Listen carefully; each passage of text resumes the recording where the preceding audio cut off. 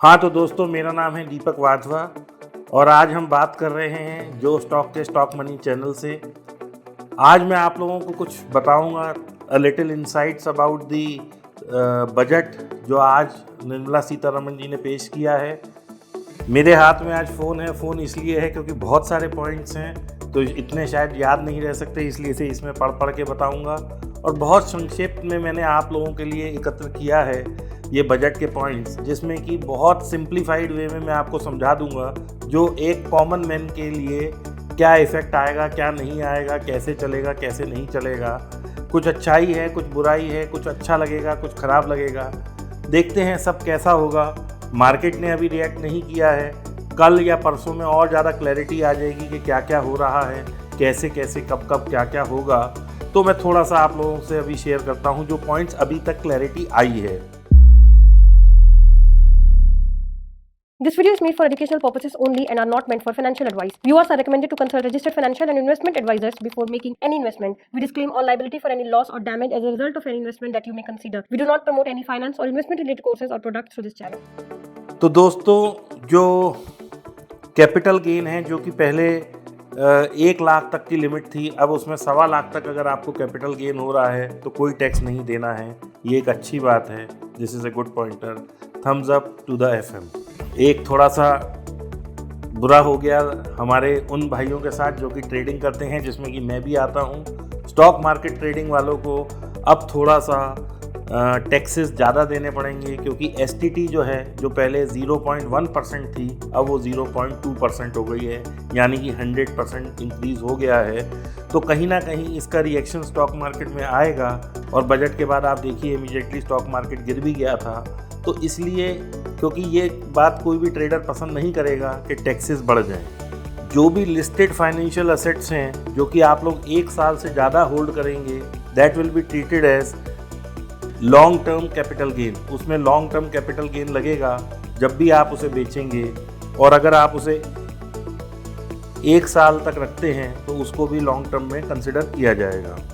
E commerce या जो लोग डिजिटली अपना माल खरीद बेच करते हैं या जो लोग वेबसाइट के थ्रू बेचते खरीदते हैं, तो उस पे जो आपका टैक्स कटता था, TDS कटता था, वो अभी 1% कटता है। उसकी बजाय अब 0.1% कटेगा, 0.1% कटेगा, यानी कि 0.1% जो कि अभी 1% कटता है। Tax rate of 20% on certain asset, rest to be attract the applicable rates. जो कुछ असेट्स हैं उस पे 20% रेट ऑफ वो कटेगा आपका इनकम टैक्स। वो क्या सिस्टम रहेगा, क्या नहीं रहेगा, उस पर अभी क्लैरिटी नहीं है, तो उस पर अभी चर्चा नहीं करेंगे। जो दोस्तों अनलिस्टेड बॉन्ड हैं जो कि हम लोग प्री मार्केट से या मार्केट से पहले खरीद लेते हैं, जिसमें कि unlisted bond debentures irrespective of holding period to attract capital gain tax as applicable rate. जो भी आपका इनकम टैक्स स्लैब में रेट होगा वो उस पर रेट पे टैक्स लगेगा, उसके लिए कोई क्लैरिटी नहीं है। जो लोग स्टार्टअप हैं, जो लोग छोटे व्यापारी हैं या जो स्टार्टअप के अंतर्गत आती हैं कंपनीज, उनके लिए खुशखबरी है कि एंजल टैक्स जो कि पहले टैक्सेबल था, एंजल इन्वेस्टमेंट जो कि पहले टैक्सेबल थी, अब एंजल इन्वेस्टमेंट को टैक्स से मुक्त कर दिया गया है। इस पर अब आपको कोई टैक्स नहीं देना है। जिन लोगों को, जो लोग बड़ी कंपनीज में काम करते हैं, उन लोगों को ESOP मिलता है as a value to their job, as a value to their profession, और वो लोग उस असेट को बेच के बाहर, यदि इंडिया से बाहर इन्वेस्ट करते हैं, तो वो पहले उस पर टैक्सेस लगते थे, अब it will be non penalise, यानी कि उस पर अब कोई टैक्स नहीं लगेगा। जो लोग, अगर आप न्यू इनकम टैक्स रिजीम को फॉलो करते हैं, जो कि पिछले 2-3 साल से है कि आप पुराने वाले के साथ जाएंगे या नए वाले के साथ, पिछले 2 साल से है शायद, तो उसमें पहले जो स्टैंडर्ड डिडक्शन थी वो 50,000 की थी, जो कि अब बढ़ा के 75,000 कर दी गई है। तो ये एक इनकम टैक्स पेयर्स के लिए अच्छी खबर हो सकती है। फैमिली पेंशन की दर बढ़ाकर 25,000 कर दी गई है। 25,000 से नीचे है तो कोई टैक्स नहीं है, 25,000 तक है, उसके ऊपर है तो टैक्स लगेगा। जो भी आपका एप्लीकेबल टैक्स स्लैब होगा वो उस दर से आपको टैक्स देना पड़ेगा।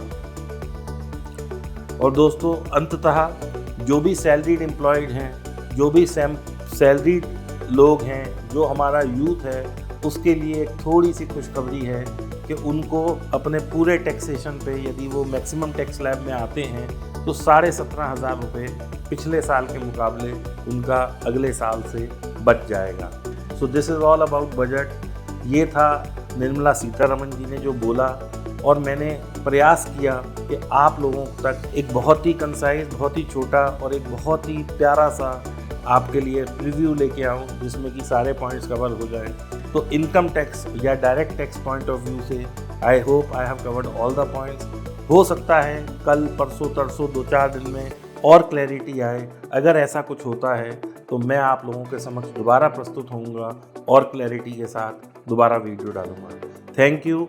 This is Deepak Wadhwa signing off for Josh Talk stock market channel. Thank you.